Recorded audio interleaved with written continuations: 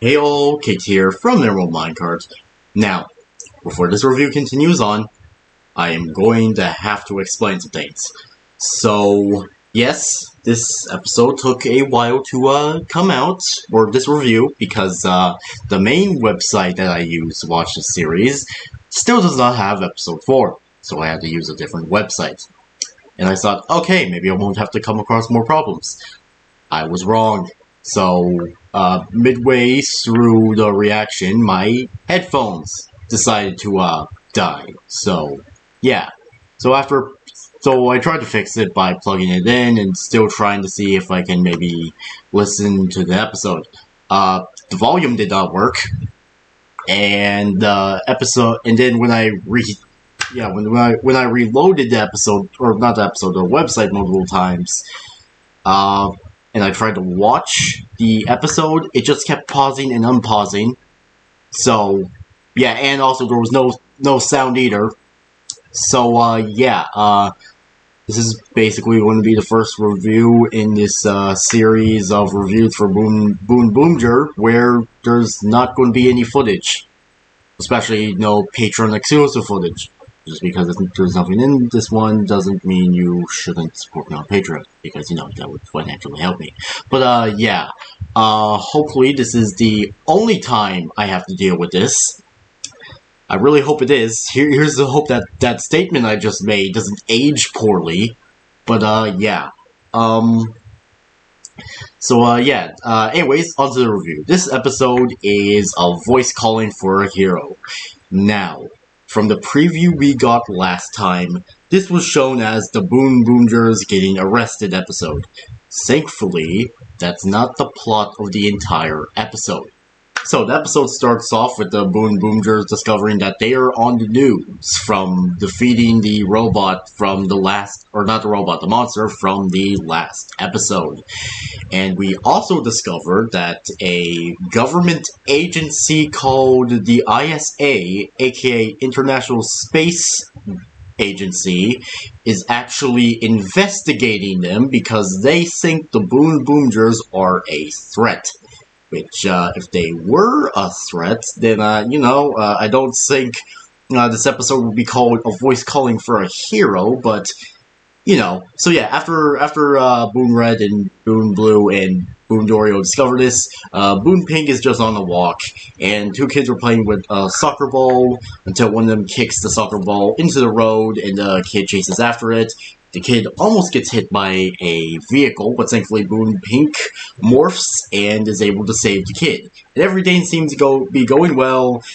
Then she gets arrested by who will soon be Boom Black.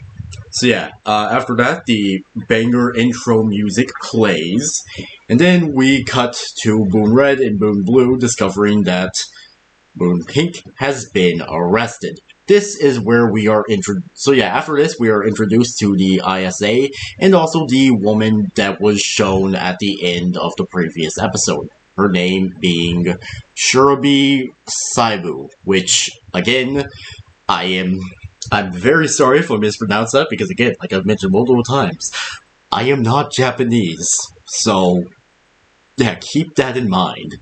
So yeah, Boom Pink is under investigation, and Shurabi wants to know everything that she and the other Boobboomgers know about the alien threat. So Boom Red decides to call in through the morphers, because, you know, the morphers are also basically phones as well. So yeah, after this, they are all back at the base, and Shurabi explains that they basically want to own the Boobboomgers. Thankfully, Boom Red has balls, and he says, yeah, no, we're not going to work with you, so, yeah, you can just, you can screw off.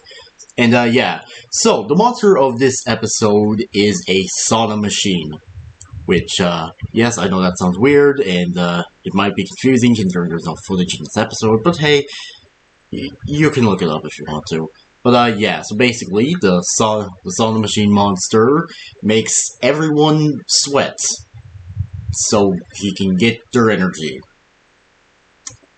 Tokusatsu, am I right? But yeah, anyways, the Boobboomgers thankfully come and save the day, and Boon Black, who still hasn't morphed yet, decides to follow along, and he is able to help like some of the people escape from the monster, which, you know, pretty epic. So yeah, monster is defeated.